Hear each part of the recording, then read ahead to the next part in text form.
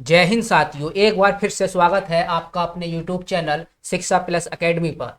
इस चैनल पर आपको ALP technician, UP police, SSC and जितने भी आपके बड़े एग्जाम होते हैं उन सब से रिलेटेड तैयारी आपके अपने YouTube चैनल शिक्षा प्लस एकेडमी पर कराई जा रही है। देखिए, ये आज आपका फोर्थ सेशन है। इससे पहले हम 3 सेशन कंप्लीट कर चुके हैं। यदि आपने सेशन नहीं देखे हो तो पहले आप 3 सेशन कंप्लीट कर लीजिए, उसके बाद ये आप फोर्थ सेशन देखिए। और जो भी हमारे नए विद्यार्थी हों वो हमारे चैनल को सब्सक्राइब कीजिए, लाइक कीजिए एंड कमेंट कीजिए। तो आज के हम चलते हैं पहले प्रश्न पर। देखिए, पहला क्वेश्चन कह रहा है कि चक्रवृद्धि ब्याज पर कोई राशि 3 वर्षों में अपने आप की दोगुनी हो जाती है। अब मतलब 3 वर्षों में आपकी दोगुनी हो जाती है, तो पूछ रहा है कि कितने वर्षों में यह अपने आप की 32 गुनी हो जाएगी। तो देखिए, इसका जब अब सीआई की बात चलती है तो सीआई में आपको एक फॉर्मूला पता होगा कि जो पावर होती है आपकी, जो पावर 1 नीचे ऊपर लिखते हैं और अपॉन में टाइम 1।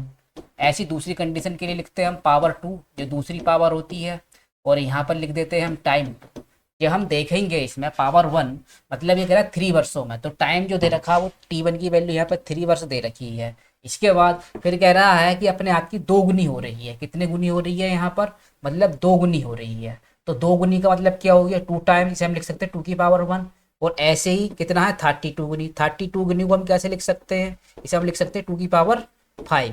तो देखिए, आपका क्या मतलब पावर से लेना देना और किसी से कुछ लेना देना नहीं है। ऐसी दूसरी कंडीशन में पावर देखी तो कितनी है? 5। और उसमें पूछ रहा है कि इसमें बताइए आप टाइम कितना लगेगा। तो जब यहाँ से हम T2 की वैल्यू निकालें तो T2 बराबर आ जाएगा आपका 3 × 5 = 15 ईयर।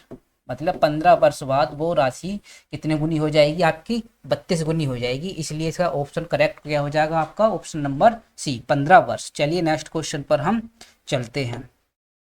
नेक्स्ट क्वेश्चन कह रहा है कि आपको बताना है कि 10% और 10% की दो क्रमिक छूटें हैं।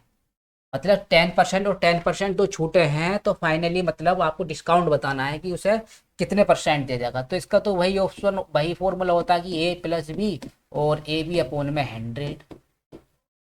आप ये फॉर्मूला अप्लाई कर दो, इसका करेक्ट आंसर आ जाएगा। जैसे 10% छूट है तो छूट के लिए माइनस लगाते हैं, यहाँ भी माइनस आ जाएगा।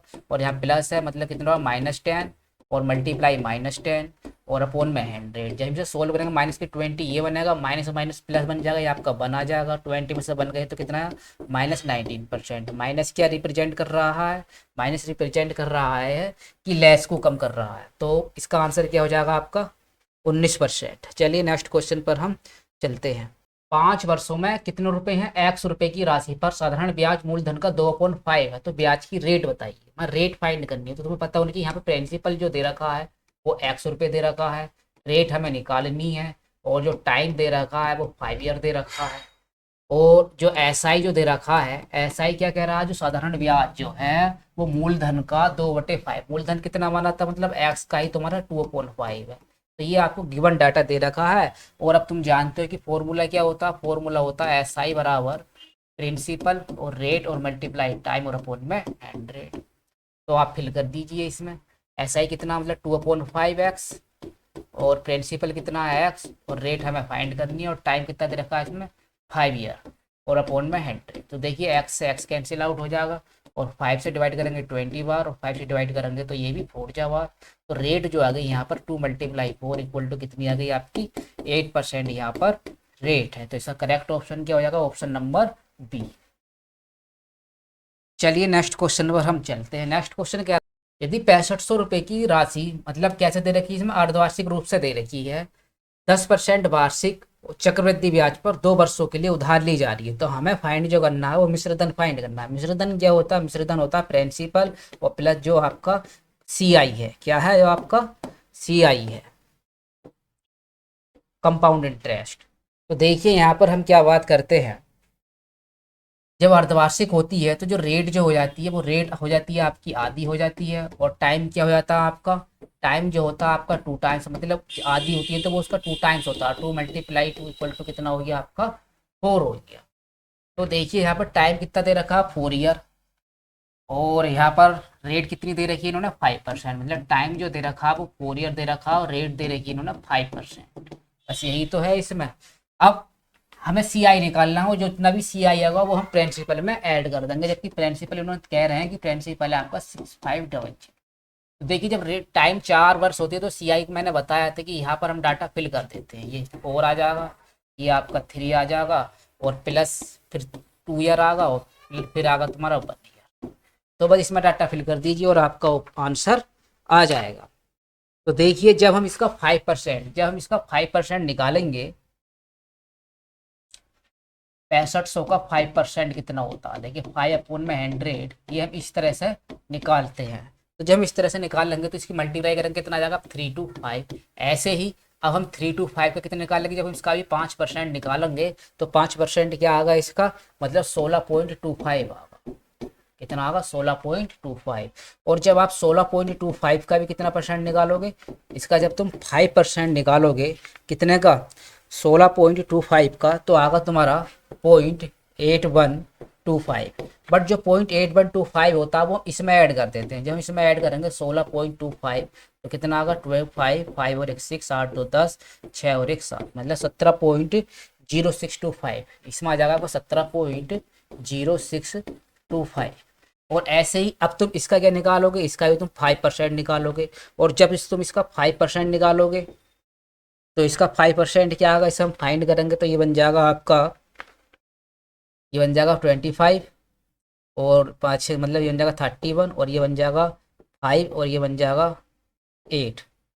तो देखिए इसमें फिर हम क्या करेंगे, अब ये वाला नंबर हम इसमें मतलब क्योंकि पॉइंट हटाएंगे तो पॉइंट यहाँ पर कहाँ आ जाएगा, ये पॉइंट आपका आ जाएगा, ये पॉइंट आ जाएगा आपका 85, यहाँ पर आ जाएगा आपका पॉइंट 85.25। अब हम इसमें क्या करेंगे, अब इसमें ऐड कर देंगे। जब ये हम इसमें ऐड करेंगे तो इसमें आ जाएगा आपका 17.91, कुछ ऐसे हिसाब से आज चलता रहेगा। तो अब हम इसे ऐड कर दीजिए, और ऐड जब हम करेंगे तो इसमें आंसर देखो, जब 4 की जब इसकी मल्टीप्लाई करोगे तो आपका आंसर आ जाएगा इसमें 4 5 जो 0 0, और ये भी 0, और 4 13 मतलब 1300 ये बन गए। प्लस इसमें ही जैसे अब आप इंक्लूड करोगे, इसकी मल्टीप्लाई आप करोगे तो इसकी मल्टीप्लाई जैसे करोगे तो क्या आ जाएगा आपका 48.75 आ जाएगा। और जब तुम इसकी मल्टीप्लाई करोगे 2 की, तो इसमें मल्टीप्लाई करोगे तो 34.1250 आ जाएगा। कितना आ जाएगा 50 आ जाएगा। और ऐसे ही तुम इसमें इसकी मल्टीप्लाई करोगे तो आ जाएगा 17.91। और जब तुम सबको ऐड करोगे तो ये बनेगा आपका 5, ये 0, ये बन जाएगा 8, ये बन जाएगा 7, और ये बन जाएगा आपका 0.041। अब जो प्रिंसिपल जो आया है, जो प्रिंसिपल 6500 है, इसमें आप कितना और ऐड कर दोगे, इसमें ऐड कर दोगे आप 1400.78, 1400.7 और 8। इसमें ऐड करोगे कितना बन जाएगा ये आपका, ये 1400, ये 6500, लगभग लगभग 7900.7 आ जाएगा। तो देखिए इसमें बिल्कुल डेसिमल में भी वैल्यू आ जाती है। बट तुम्हारे में ना तो ये है और ना ही ये है और ना ही ये है, क्या नियरेस्ट है 7900। तो इसका ऑप्शन नंबर 20 का बिल्कुल ठीक हो जाएगा। चलिए नेक्स्ट क्वेश्चन पर हम चलते हैं। नेक्स्ट क्वेश्चन कह रहा है कि the ratio of the number of coins of 25 पैसे, 50 पैसे और 2 रुपये और 5 रुपये, मतलब इन्होंने रेशियो जो दे रखा है वो 5 4 3 2 1 3 और 1 का दे रखा है। ये कह रहे थे सिक्कों की कुल राशि 285 रुपये, मतलब टोटल अमाउंट जो है ना हमारे पास 200, जो गिवन जो दे रखा है 200 अमाउंट दे रखा है 285। तो आप अमाउंट फाइंड कर लीजिए। देखिए आपके पास जो है एक 25 पैसे के सिक्के हैं, और 50 पैसे के सिक्के हैं, और आपके पास 2 रुपये के सिक्के हैं, और आपके पास 5 रुपये के सिक्के हैं। और जो इनका रेशियो है वो 5 रेशियो 4 रेशियो 3 रेशियो 1 में दे रखे हैं। तो जब आप यहाँ पर अमाउंट फाइंड करोगे, अब आप बताइए 25 पैसे के सिक्के आपके 5 हैं, तो आपके पास टोटल अमाउंट कितना हो गया 1.25 रुपया। ऐसे यहाँ पर कितना हो जाएगा आपका 2 रुपया हो जाएगा, और यहाँ पर आपके 6 रुपये हो जाएंगे, और यहाँ पर आपके 5 हो जाएंगे। जब हम इसे ऐड करेंगे सबको, टोटल अमाउंट यहाँ पर कितना हो जाएगा 6 2 8 5 13 और 1 मतलब 14.25। और इसी की तो वैल्यू हमें क्वेश्चन में कितनी दे रखी है 285 दे रखी है। कितनी दे रखी है 2.85। हमसे पूछा क्या, हमसे पूछा है कि जो आपके 25 पैसे और 5 रुपये के सिक्कों की संख्या का क्या पूछा है, डिफरेंस पूछा है। तो 25 पैसे ये रहे और आपके 5 रुपये ये रहे, तो मतलब इनमें और इनमें कितने का डिफरेंस है 5 में से जब -1 करोगे तो मतलब आपको 4 की वैल्यू फाइंड करनी है। आपको 4 की वैल्यू यहाँ पर कितनी की, तो यहाँ हम 1 की वैल्यू निकाल लेते हैं 2.85 मल्टीप्लाई 14, 2.25, ये आपका 285 रुपये है, ना कि 2.85 है।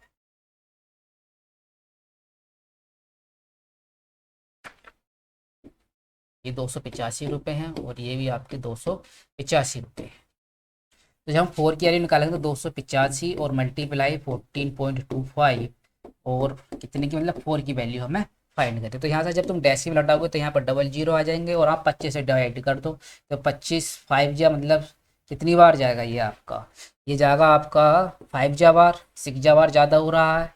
बचे कितने तुम्हारे, बचे तुम्हारे आपके 125 और 125 42 में से 25 गए तो आपके 17, मतलब ये हो जाएगा 25 सत्ते 175 और ये जाएगा आपका कितनी बार 25 गुना 25 और बचा कितना आपका 15 और हो गया आपका मतलब 25 छक्का 150 16 बार। अच्छा इसमें से डिवाइड करेंगे तो कितनी बार जाएगा 5 जा बार। तो यहाँ पर क्या आया 16 मल्टीप्लाई 5 इक्वल टू कितना आ गया आपका, मतलब जो डिफरेंस है वो कितने का है 80 का है। इसका ऑप्शन नंबर ए बिल्कुल करेक्ट हो जाएगा। चलिए नेक्स्ट क्वेश्चन पर हम चलते हैं। नेक्स्ट क्वेश्चन कह रहा है कि 6 वर्ष से पहले ए और बी की आयु का रेशियो जो था वो 7:5 था। फिर पूछ रहा है कि अब से 4 वर्ष बाद उनकी आयु का रेशियो 11:9 हो गया। तो वर्तमान में हमें ओनली टू ओनली ए की वैल्यू, मतलब ए की जो वर्तमान आयु है वो हमें बतानी है। देखिए ये आपके ए है और ये आपके बी है। जब आप इनकी वर्तमान आयु फाइंड करोगे तो बताइए वर्तमान आयु कितनी हो जाएगी इनकी, मतलब 7:5 का है। ये कितने साल पहले है 6 वर्ष पहले है। तो मतलब इनमें क्या होगा आपको 6 वर्ष ऐड करने पड़ेंगे और यहाँ भी आपको कितने वर्ष ऐड करने पड़ेंगे 6 वर्ष ऐड करने पड़ेंगे। वो एक तुम्हारी वर्तमान आयु आ गई है। कह रहा है कि मतलब 4 वर्ष के बाद जब तुम 4 वर्ष में ऐड करोगे तो 7x + 10 बन जाएगा ये आपका, और ये आपका 5x + 10 बन जाएगा। और इक्वल टू इन्होंने कह रहे हैं कि रेशियो जो है वो 11:9 है। तो 11 ऊपर और 9 नीचे, सोल्व कर लीजिए। जब हम इसे सोल्व करेंगे 9 7 जो 63x ये बच्चा, और माइनस करेंगे तो 11 5 जो 55x इक्वल टू, देखो इन दोनों में डिफरेंस कितने का 2 का, 2 की क्योंकि सेम डिजिट है यहाँ पर तो 10 से 2 की मल्टीप्लाई करेंगे तो कितना आ जाएगा यहाँ पर 20 आ जाएगा। तो इसे हम सोल्व करेंगे कितना बचेगा यहाँ आपका 8x, 8x की वैल्यू आपके पास 20 है तो x की वैल्यू आपकी कितनी हो जाएगी, मतलब 5/2। और हमसे पूछा है कि जब हम ए की वर्तमान आयु फाइंड करेंगे तो ए की वर्तमान आयु कहाँ पर है, ए की वर्तमान आयु है आपकी ये वाली 7x प्लस है। तो 7 मल्टीप्लाई एक्स की वैल्यू 5/2 प्लस ये बन गया आपका 35/2 प्लस 6, ये कितना बन गया, ये बन गया 17.5 और 17.5 में जब आप 6 और जोड़ोगे तो कितना आ जाएगा 23.5 साल। तो अब हम ऑप्शन में देख लेंगे तो ऑप्शन में आपका कहाँ है, ये आपका 23.5 ईयर मतलब 23.5 ईयर ए, और किसकी आयु है ये ए की वर्तमान आयु। चलिए नेक्स्ट क्वेश्चन पर हम चलते हैं। नेक्स्ट क्वेश्चन क्या कह रहा है कि आपके पास ए बी और सी 3:4:8 के अनुपात में पूंजी जो आपने धन था वो लगाया था। व्यापार अवधि के अंत में उन्हें इतने के अनुपात में क्या हुआ, लाभ प्राप्त हुआ।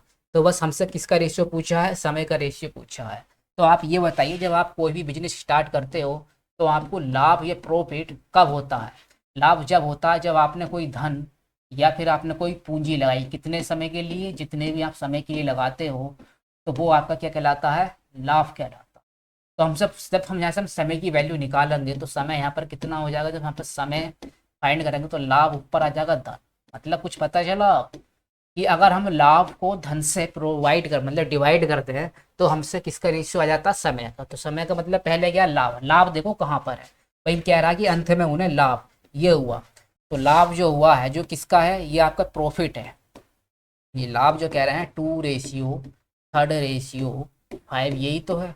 और जबकि जो आपकी पूंजी या जो आपने भी धन लगाया है वो कितना है, वो है आपका 3:4:8 यही तो है। तो इसे जब डिवाइड करेंगे क्या निकालेंगे, अब हम टाइम निकालेंगे, समय निकालेंगे। तो इसे डिवाइड करेंगे 2/3 रेशियो और 3/4 रेशियो और ये निकालेंगे 5/8।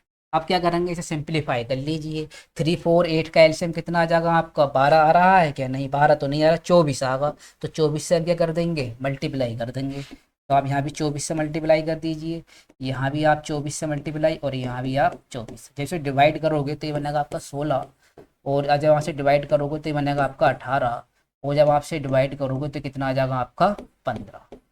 तो आपका ऑप्शन कौन सा ठीक बैठ रहा है, ऑप्शन नंबर सी इसका करेक्ट आंसर हो जाए। चलिए नेक्स्ट क्वेश्चन पर हम चलते हैं। नेक्स्ट क्वेश्चन कह रहा है कि यदि 80 लीटर दूध के बिलियन में 60% क्या है, दूध है, तो बिलियन में दूध को 80% बनाने के लिए कितना दूध मिलाना चाहिए। मतलब दूध ही है और दूध ही मिला रहे हैं।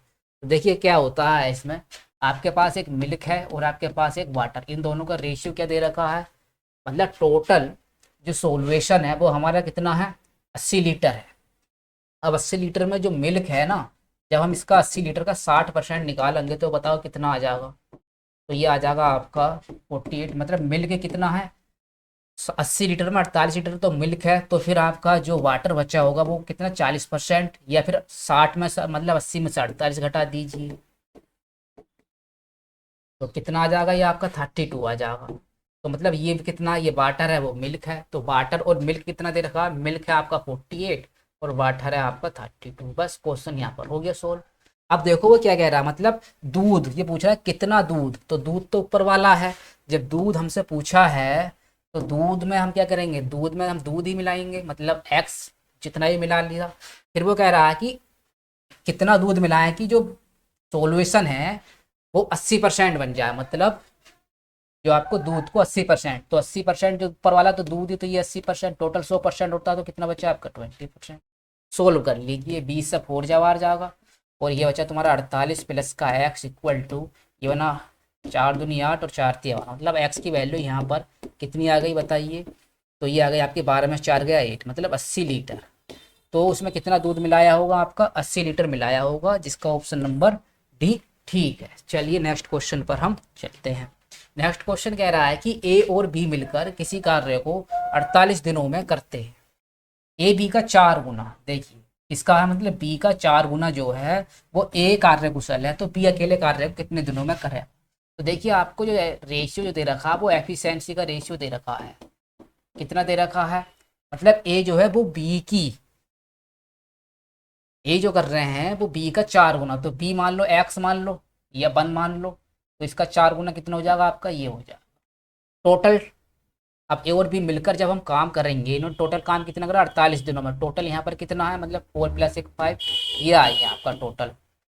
अब जो कह रहे हैं बी अकेले, मतलब बी इसी कार्य को, जो टोटल वर्क जो आ गया, ये क्या आ गया आपका, ये आपका टोटल वर्क आ गया, टोटल वर्क आपका इतना आ गया। तो पूछा है कि बी कितने दिनों में करेगा, तो आप डिवाइड कितने से कर देंगे, एफिशिएंसी ऑफ बी, बी की एफिशिएंसी यहाँ पर कितनी है एक, जब हम एक से डिवाइड करेंगे तो इसमें कितना आ जाएगा, बी आ जाएगा। तो बी कितने से डिवाइड करेंगे, डिवाइड तो यही जाएगा, तो आपका कितना हो जाएगा 5 × 8 = 40, 5 × 20 मतलब 220 डेज इसका करेक्ट आंसर हो जाएगा। चलिए नेक्स्ट क्वेश्चन पर हम चलते हैं। नेक्स्ट क्वेश्चन कह रहा है कि यदि 4x² + y² = 40 है और xy बराबर 6 है, तो कह रहा है 2x + y की वैल्यू फाइंड कीजिए। तो देखिए आप इसे सेटिस्फाइड करा लोगे तो और अच्छा रहेगा, मतलब ऐसे दो नंबर ले जिनकी मल्टीप्लाई 6 है, मतलब 3 × 2 = 6, ये सेटिस्फाइड, क्या ये सेटिस्फाइड देख लेंगे। देखो 4 ये है आपका, और एक 3 3 हो गया 9 प्लस ये आ जाएगा 2 का स्क्वायर 4, क्या 40 आ रहा है, बिल्कुल आ रहा है, 4 36, 4 कितना हो गया 40। तो बस 2x + y की वैल्यू तो फाइंड करनी है इसमें। तो आपका 2 × x की वैल्यू क्या है, वही है पहले वाली तो x की है और ये y की है, तो x की वैल्यू यहाँ पर 3 है और प्लस y की वैल्यू यहाँ पर 2, तो कितना बचा 6 + 2 = 8। देखिए बहुत इजी क्वेश्चन था, जिसका आंसर क्या आ गया है आपका 8 आ गया। चलिए नेक्स्ट क्वेश्चन पर हम चलते हैं। कह रहा है कि निम्नलिखित में से m के किस मान के लिए आपको इक्वेशन दे रखी है और पूछ रहा है कि कोई हल नहीं होगा। कैसा कोई हल, मतलब जब नो सॉल्यूशन होते हैं तो हमने कंडीशन आपको क्या बताई थी कि जो आपका a1/a2 और इक्वल टू b1/b2 क्या होते हैं, ये इक्वल होते हैं। तो यहाँ पर जो x का मल्टीप्लाई होता है आपका a1x + b1y + c1, ऐसे ही ये होता है आपका ax2 + by2, मतलब क्या होगा ये होगा आपका a2x + b2y + c और इक्वल टू 0। तो यहाँ से हम कंपेयर कर लेंगे, यहाँ पे a1 की वैल्यू आपकी कितनी है 18, और a2 की वैल्यू यहाँ पर कितनी है 7, और b1 की वैल्यू वहाँ पर कितनी दे रखी है -72, और यहाँ पर b2 की वैल्यू दे रखी है विद माइनस के m, तो माइनस से माइनस कैंसिल आउट हो जाएगा, यहाँ पर माइनस से माइनस कैंसिल आउट हो जाएगा। अब हम सोल्व करेंगे तो ये जाएगा 4 जावा, और तो यहाँ पे m की वैल्यू कितनी आ गई, मतलब 4 × 7 = 28। तो देखिए आपका एक सोल्यूशन मतलब 3 सोल्यूशन होते हैं और इन सोल्यूशन में से एक क्वेश्चन आपका आ जाता है, तो इसका ऑप्शन हो जाएगा आपका ऑप्शन नंबर ए। चलिए नेक्स्ट क्वेश्चन पर हम चलते हैं। नेक्स्ट क्वेश्चन कह रहा है कि यदि एक्स और वाई का मैच है, मतलब आपका के पास दो नंबर है और उनका एचसीएफ कितना होता है, एचसीएफ इनका 15। तो देखिए यहाँ पर कोई भी दो नंबर है और उनका एचसीएफ जो दे रखा है वो 15 दे रखा है। पूछ रहा है कि यदि ये और ये का एचसीएफ मतलब इनका, अब तुम इनका एचसीएफ निकालो, और वो पूछ रहा है कि वो कितने से डिवाइड होगा। तो देखिए इसकी शॉर्ट ट्रिक क्या होती है, इसकी शॉर्ट ट्रिक ये होती है कि यहाँ पर हम देख लेते हैं इन दोनों में हाईएस्ट कॉमन फैक्टर कितना आ रहा है। तो यहाँ पर देखो ये हाईएस्ट कॉमन फैक्टर मतलब सब 9 से, ये पूरा भी नंबर 9 से डिवाइड हो रहा है और ये भी आपका 9 से डिवाइड हो रहा है। तो बस इसमें जो एचसीएफ होता है और जो इनका एचसीएफ होता है, जब हम इनकी मल्टीप्लाई करेंगे तो कितना आ जाएगा आपका 135। और 135 में ऑप्शन में देख लेंगे आपको कौन से डिवाइड हो रहा था, इसका ऑप्शन नंबर ए हो जाएगा। चलिए नेक्स्ट क्वेश्चन पर हम चलते हैं। नेक्स्ट क्वेश्चन कह रहा है देखो ट्राइंगल दे रखा है, जब ट्राइंगल दे रखा है और बी पर क्या है आपका समकोण है, तो बी आपको यहाँ पर बनाना पड़ेगा, समकोण के लिए है तो 90 डिग्री होगा। फिर कह रहा है आपका ए बी, ए कहीं भी ऐड कर सकते हो, मतलब ए बी कितना दे रखा है 12 दे रखा है। और मतलब एंगल जो सी ए बी, मतलब जो सी ए बी ये कितना डिग्री दे रखा है 60 डिग्री दे रखा है। तो बी सी की लंबाई फाइंड कीजिए। भाई बी सी की लंबाई तो बहुत ईजी हो जाएगा, आपको क्या है मतलब ये तो वैल्यू फाइंड करनी, तो हम पुट कर देंगे tan 60 इक्वल टू होता है जो आपका परपेंडिकुलर कितना मतलब जो लंब होता है और अपोन में बेस कितना 12। tan सेट की वैल्यू होगी √3 अपोन में बी सी अपोन में 12। तो यहाँ से बी सी की वैल्यू जब हम फाइंड करेंगे तो 12 स्क्वायर रूट 3 इसका करेक्ट आंसर हो जाएगा, जो कि ऑप्शन नंबर बी है।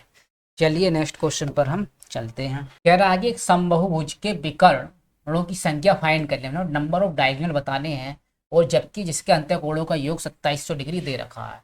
तो देखिए आपको पता होना चाहिए कि जो अंत्यकोणों का योग जो होता है वो क्या होता है। अंत्यकोणों का योग होता है आपका n-2 और मल्टीप्लाई 180, और इसकी वैल्यू उन्होंने कितनी दे रखी है 2700। जब यहाँ से हम n-2 की वैल्यू फाइंड करेंगे तो 10 से 10 और ये जाएगा तुम्हारा कितनी बार 1 जा, और ये बन जाएगा आपका 5 जा बार। कितनी बार जाएगा ये आपका 15 बार चला जाएगा। 18 और तुम्हारा कितना बचता है ये 9, 18 पंजे 90 है। तो n-2 इक्वल टू 15, तो n बराबर यहाँ पे कितना आ गए 17। मतलब नंबर कितने हैं 17 है, बट उसने पूछा नंबर ऑफ डायगोनल, तो नंबर ऑफ डायगोनल को आपको पता होना चाहिए। लिखेंगे number of diagonal,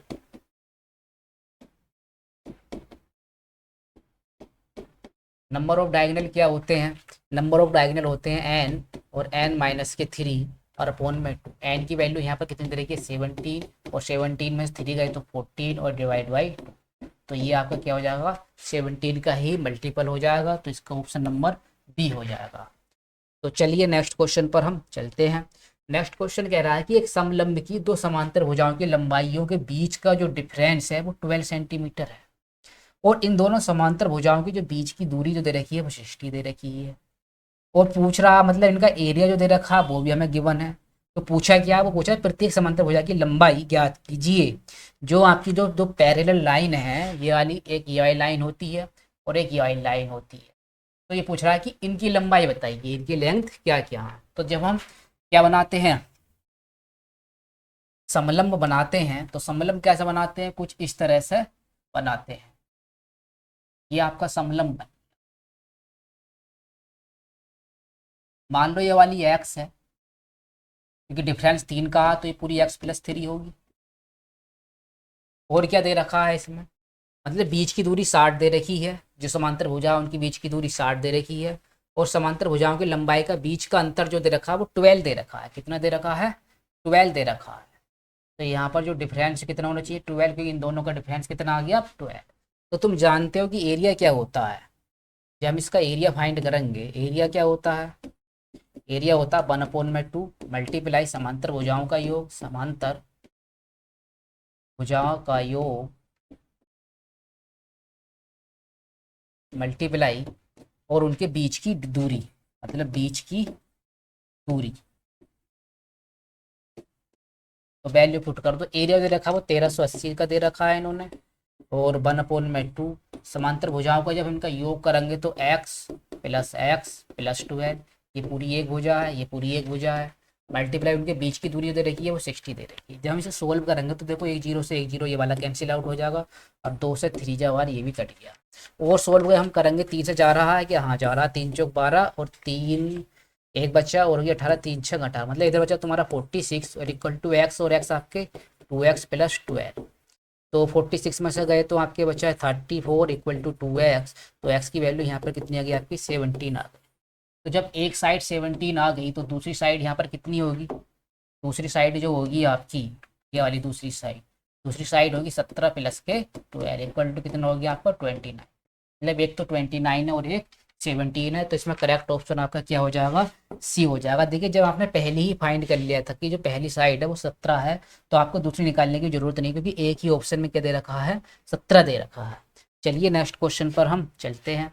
next question कह रहा है कि एक समबाहु त्रिभुज है, कैसा है आपका इक्विलेटरल ट्राइंगल है और पी क्यू आर का केंद्रक है, मतलब पी क्यू आर है और उसका केंद्रक क्या दे रखा है, एल दे रखा है, पी क्यू 6 है, तो पी एल की लेंथ ज्ञात कीजिए। देखिए पी एल की लेंथ यदि हम बात करें, ये आपका समद्विबाहु त्रिभुज है, मतलब समबाहु सब सारी की सारी साइड इसकी क्या होती इक्वल है। जो आपका सेंटर है वो एल दे रखा है, जो आपका सेंटर है वो क्या दे रखा है, एल दे रखा है। तो आपको ये पता होना चाहिए कि ये भी 6 है, तो ये भी 6 है, ये भी 6 है, आपकी हो गई ए, मतलब पी क्यू आर है, तो ये हो गया आपका पी और ये हो गया आपका क्यू और ये हो गया आपका आर।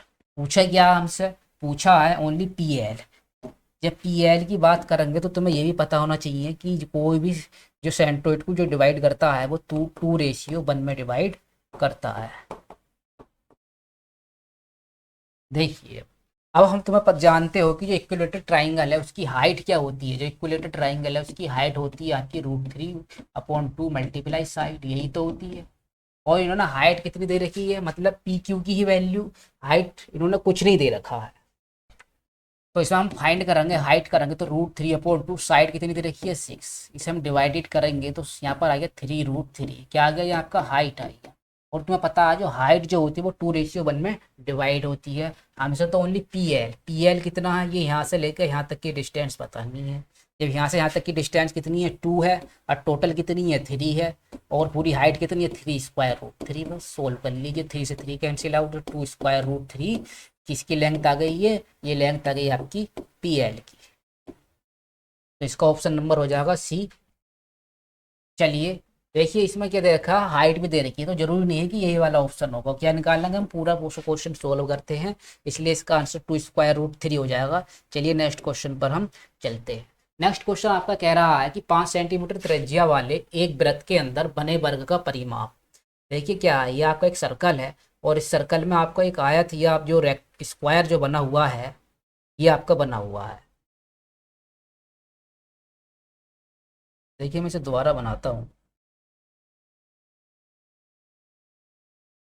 ये आपका सर्कल है और इस सर्कल में क्या है, एक रेक्टेंगल, या वैसे तो सर्कल में एक स्क्वायर होता है। फिर वो ये कह रहे हैं कि इनके अंदर बने, मतलब जो वर्ग जो बना है इसका परिमाप बताना है, पेरीमीटर हमें फाइंड करना है। 5 सेंटीमीटर जब इसकी त्रिज्या है, यदि ये इसका सेंटर होगा तो देखिए बताइए ये भी 5 होगी और फिर ये भी 5 होगी। यदि मैं इसका नाम दे दूं ए बी सी डी, तो जो आपका जो डायगोनल है, जो डायगोनल है मतलब यहाँ पर ए सी की वैल्यू यहाँ पर कितनी हो जाएगी, 10 सेंटीमीटर हो जाएगी। क्यों, ए सी क्या है, ये डायगोनल, ये डायगोनल किसका है, स्क्वायर का है। किसका है, ये आपका स्क्वायर का है। तो हमसे फाइंड करवा रहा है कि परिमाप बताइए। तो देखिए परिमाप आप कैसे फाइंड कर सकते हो, जब विकर्ण और भुजा में क्या डिफरेंस होता है। देखिए इनमें एक रिलेशन होता है, रिलेशन क्या होता है इनों में, रिलेशन ये होता है कि जो आपका विकर्ण है, जो डायगोनल है किसका, स्क्वायर का, वो जो होता है वो होता है √2 टाइम्स ऑफ साइड, जो आपकी भुजा दे रखी है। क्या दे रखी है, जो आपकी भुजा है। तो बस देखो विकर्ण इसमें कितना दे रखा है, 10 दे रखा है, √2 साइड हमें फाइंड करनी है। तो यहाँ पर साइड की वैल्यू यहाँ पर कितनी आ जाएगी, साइड की वैल्यू आएगी 10² √2। अब बताना हमें क्या है, बताना हमें मतलब पेरीमीटर। तो इसमें कितनी साइड होती है, इसमें 4 साइड होती है। जब हम पेरीमीटर फाइंड करेंगे इसका तो 4 से और इसे मल्टीप्लाई कर देंगे, 10 स्क्वायर रूट 2, इसे हम और सिंप्लीफाई करेंगे, रूट 2 से ऊपर नीचे मल्टीप्लाई। तो ये बनेगा आपका 40 रूट स्क्वायर रूट 2 और ये बना आपका 2 2 जा 2 ही बना, मतलब स्क्वायर रूट और स्क्वायर रूट कैंसिल आउट करेंगे तो कितना आ जाएगा आपका 20 स्क्वायर रूट 2, जो कि ऑप्शन नंबर ए ठीक है। चलिए नेक्स्ट क्वेश्चन पर हम चलते हैं। नेक्स्ट क्वेश्चन कह रही थी एक बेलन का बक पृष्ठ है, देखिए आपका सी ऐसे दे रखा है 126 पाई, और इसकी जो हाइट है, हाइट दे रखी है 14, और कह रहा है कि जो बेलन का आयतन, आयतन क्या होता है आपका पाई आर स्क्वायर है, इसकी वैल्यू फाइंड करनी है। बहुत ईजी है। जब हम देखेंगे सी एस ए क्या होता है तुम्हारा, सी एस ए होता है आपका 2 पाई आर एच इक्वल टू 126 पाई। यहाँ पाई से पाई कैंसिल आउट हो जाएगा, 2 मल्टीप्लाई आर हमें फाइंड करनी है, एच की वैल्यू यहाँ पर 14 है और इक्वल टू 126, इसे हम डिवाइड करेंगे 9 जब आर जाएगा तो आर जो आ गई आपकी 9/2। क्या फाइंड करना, वॉल्यूम। वॉल्यूम क्या होता है पाई आर स्क्वायर एच। पाई क्योंकि सारे ऑप्शन पाई में तो पाई की वैल्यू नहीं रखेंगे, आर की वैल्यू होगी 81/4 और एच की वैल्यू हमारी कितनी है, एच की वैल्यू है 14। सोल्व करेंगे 2 और ये बन जाएगा 7। जब 7 की मल्टीप्लाई करेंगे तो ये बन जाएगा आपका 567/2 पाई। तो जब हम ऐसे देखेंगे किसी में हो रहा 2 या 6 और एक साथ, बस इसमें ही हो रहा, बाकी तो किसी में हो नहीं रहा, और 2 8 16 17 इसमें आ रहा, तो हम और सोल्व कर लेंगे। ये जाएगा तुम्हारा 283, तो कितनी बार जाएगा 283/1/2 और ये पाई। इसका ऑप्शन नंबर ए ठीक हो जाएगा। वॉल्यूम में तो काय में है CN⁻3। चलिए नेक्स्ट क्वेश्चन पर हम चलते हैं। नेक्स्ट क्वेश्चन कह रहा है कोस 120। देखिए बहुत इजी क्वेश्चन है आपका। कोस 120 की वैल्यू आप कैसे फाइंड करो, उसे हम तोड़ लेंगे तो 90 + 30 लिख सकते हैं। देखिए आपके पास 4 क्वाड्रेंट होते हैं, ये होता है आपका 90, ये होता है 180। जब 90 और 180 के बीच में जो होता है यहाँ पर ओनली साइन, और साइन का उल्टा होता है आपका कोसेक। ये दोनों कैसे होते हैं आपके प्लस के होते हैं और बाकी सब माइनस के होते हैं। तो देखो कोस जो होता है, कोस क्योंकि 90 में तो साइन में हो जाएगा, ये कोस चेंज हो जाता है साइन में, और क्योंकि सेकंड क्वाड्रेंट में साइन प्लस का होता है और बाकी सब निगेटिव, तो कोस कैसे हो जाएगा नेगेटिव। तो साइन 30 की वैल्यू कितनी होती है, साइन 30 की वैल्यू होती है 1/2। तो इसे हम सोल्व करेंगे तो माइनस का आ जाएगा 0.5। इसका ऑप्शन नंबर सी करेक्ट हो जाएगा। चलिए नेक्स्ट क्वेश्चन पर हम चलते हैं। नेक्स्ट क्वेश्चन आपका कह रहा है कि 24√3 फीट ऊंचे एक सीधे खड़े खंबे के शिखर से, मतलब क्या है, खंबा है, कितने फीट है। अगर मैं बात करूँ, ये आपका पोल है जिसकी लेंथ इन्होंने दे रखी है 24√3। फिर कह रहा है शिखर से, मतलब खंबे के शिखर। शिखर कहाँ पर होता है, शिखर यही तो होता है। एक सीधी खड़ी मीनार, जब मीनार जो होगी वो खंबे से बड़ी होगी या नहीं होगी, ये बताइए आप। तो मीनार, अब मीनार का शिखर कहाँ पर है, मीनार का शिखर आपका ये है। का उन्नयन कोण 60 था, इसका और इसका उन्नयन कोण कितने था, ये 60 डिग्री था। अब ये इतनी है तो ये भी बताओ कितनी होगी, ये भी इतनी होगी नहीं होगी, यहाँ से लेकर यहाँ तक की लेंथ। चलें, यदि खंबे का आधार, जो आपका जो खंबे का जो बेस है, जो आधार नीचे ही तो होता है आधार, और जो मीनार का आधार है ये वाला, इनमें क्या है 60 फीट, 60 फीट की दूरी पर था। मतलब ये वाली लेंथ कितनी दे रखी है, ये 60 फीट है, तो बताइए ये भी कितनी होगी, ये भी 60 फीट होगी। सब कुछ हमें क्वेश्चन में दे रखा है। पूछ रहा है कि मीनार की ऊंचाई फाइंड कीजिए, मतलब जो मीनार की ऊंचाई हमने h मान ली, तो मीनार की ऊंचाई क्या होगी यहाँ पर h होगी। तो अब हम क्या करेंगे, बस ये वाली वैल्यू फाइंड कर लो, बाकी तो पूरी मीनार की ऊंचाई हो जाएगी। तो हम ट्राइंगल देख लेंगे, नाम दे देंगे ABCDE, ये लिखेंगे इन ट्राइंगल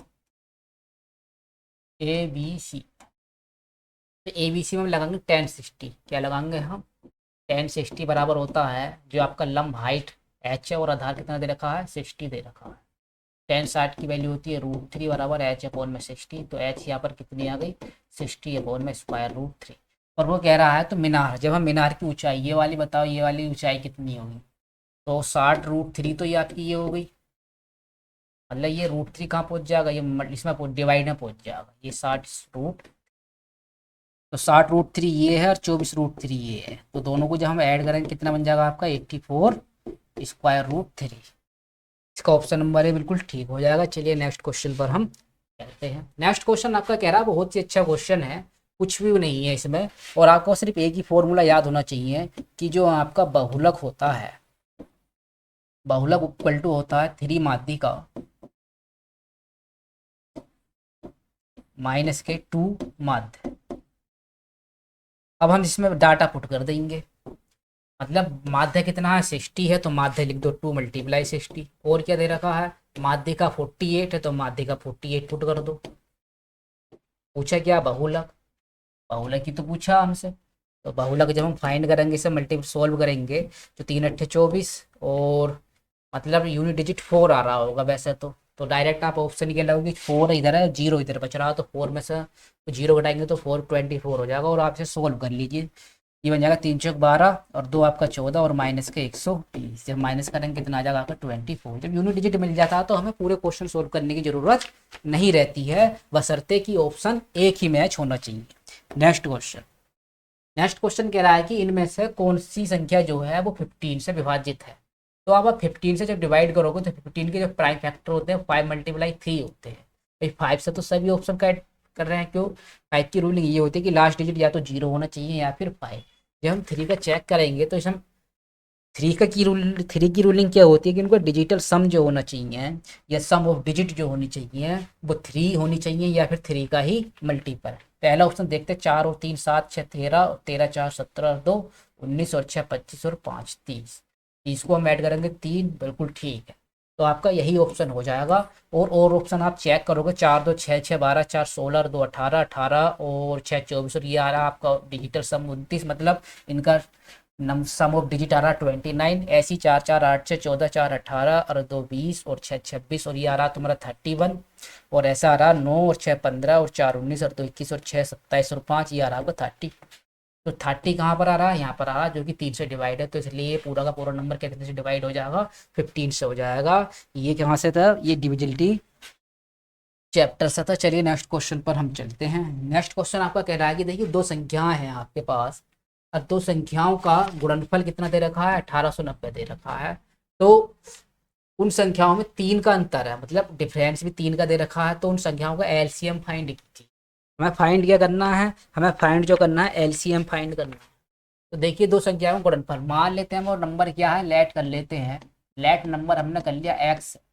ये हम पहला नंबर फाइंड करें तो एक्स है और दूसरा नंबर फाइंड करें तो मतलब उनमें कितने का डिफरेंस है, 3 का डिफरेंस।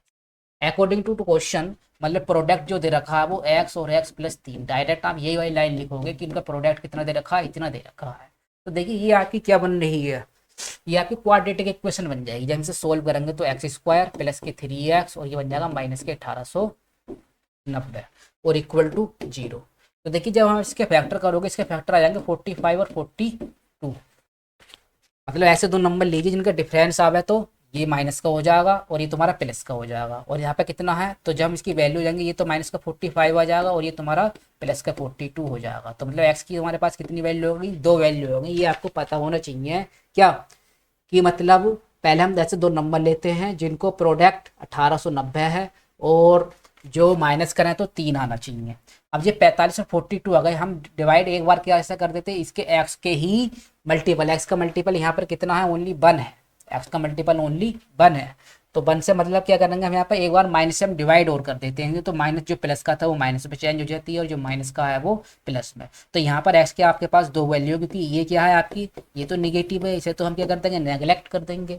और हम हमारी वैल्यू क्या आ गई, मतलब एक एक्स वैल्यू आ गई 42, मतलब जो फर्स्ट नंबर माना था वो 42 आया है और जो सेकेंड नंबर है वो कितना है, 3 ज़्यादा है, तो 3 जिसमें ऐड करो कितना बन जाएगा आपका 45। कह रहा है कि आपके दो नंबर जो आए बस इनका ही तो एलसीएम फाइंड करना है। तो एलसीएम कैसे फाइंड करोगे आप, एक आपके पास 42 है और एक आपके पास 45 है। तो जब आप इसका एलसीएम फाइंड करोगे 42 और 55 के, तो इसके होंगे 3 × 2 और मल्टीप्लाई 7 और इसके हो जाएंगे 3 × 3 × 5। तो जब हम इसका एलसीएम निकालेंगे तो एलसीएम आपका क्या आ जाएगा, देखिए एक पेयर ये वाला बनने है, तो 3 × 2 × 7 × 5। और क्या बचा हुआ आपका 3 आ गया, एक 3 और बचा हुआ है। तो इसका आंसर कितना आ जाएगा, जब मल्टीप्लाई करेंगे तो 630, जो कि ऑप्शन नंबर डी है। चलिए नेक्स्ट क्वेश्चन पर हम चलते हैं। नेक्स्ट आप क्वेश्चन आपका कह रहा है कि ए कार्य को 102 दिनों में कर सकता है, मतलब ए जो है वो 102 दिनों में कर रहा है और बी जो कर रहा है वो आपका 153 दिनों में कर रहा है। पूछ रहा है कि दीजिए एक साथ कार्य करते हैं तो कितने दिनों में यही कार्य पूरा करेंगे। तो देखिए जब इसका आप एलसीएम लोगे तो इसका एलसीएम आपका कितना आ जाएगा, क्योंकि ये 17 का फैक्टर है, 17 से डिवाइड होना, ये 6 बार ये 9 और 6 और 2 का एलसीएम कितना आया था 18। तो मतलब ये इसकी मल्टीप्लाई, मतलब ये क्या आ गया, इसका एलसीएम आ गया। तो जब हम डिवाइड करेंगे 17 छंगा 102, 6 और 6 से डिवाइड करोगे ये जाएगा 3 बार, और 17 नीमा 9 से डिवाइड करोगे तो मतलब ये जाएगा आपका 2 बार। तो जब हम इसकी मल्टीप्लाई करेंगे 18 सत्ते होते हैं आपके 126, 50 12, 18 करना 18 और 12 30, और 3 2 कितने हो गए आपके 5 से हम डिवाइड करेंगे तो 6 और 1.2, मतलब 61.2 दिनों में तो दोनों कार्य समाप्त कर देंगे। नेक्स्ट क्वेश्चन पर चलते हैं। नेक्स्ट क्वेश्चन कह रहा है कि मिस्टर दीपा देवी सेव्स 30% करती हैं ऑफ हर सैलरी, अपनी सैलरी का 30% सेव करती हैं, और उन्हें रिसीव, देखिए क्या है, उन्हें रिसीव जो हो रहा है ना 42,000, मतलब यहीं पर जो रिसीव जो हो रहे हैं अर्थात जो 100% है, 100% की वैल्यू कितनी दे रखी है 42,000 per month as her salary, what is her monthly expenditure. तो देखिए जब आप 30% आप बचा रहे हो तो एक्सपेंडिचर हम क्या करते हैं 100 में से माइनस कर देते हैं, कितना आ जाएगा, मतलब हमें 75% की वैल्यू फाइंड करनी है। तो 1% की वैल्यू यहाँ से फाइंड करेंगे आप, तो 42 वन में 100, हमें फाइंड कितनी करनी है, हमें फाइंड करनी है आपकी 70%। तो आप जब 70% की वैल्यू आप फाइंड करोगे तो 42,000 और अपॉन में 100 और अपॉन मल्टीप्लाई 70, एक जीरो से एक जीरो और एक जीरो से एक जीरो मल्टीप्लाई करो, 7 दूनी 14, 7 चौक 28 और 1 29, और ये आपके 2 जीरो आ जाएंगे। तो मतलब 29,400 रुपये क्या हैं, वो उनकी मासिक व्यय है, मतलब इतने रुपए वो बचा लेती। चलिए आगे बढ़ते हैं हम। देखिए ये आज आपका 4th सेशन कंप्लीट हो चुका है, और यदि आपको हमारी वीडियो पसंद आई हो तो आप हमारे चैनल को सब्सक्राइब कीजिए, लाइक कीजिए एंड शेयर कीजिए, और यदि कोई भी क्वेरी होती है तो वो आप इस नंबर पर हमें सेंड कर सकते हैं। पढ़ते रहिए, मुस्कुराते रहिए, मिलते हैं अब हम नेक्स्ट सेशन में।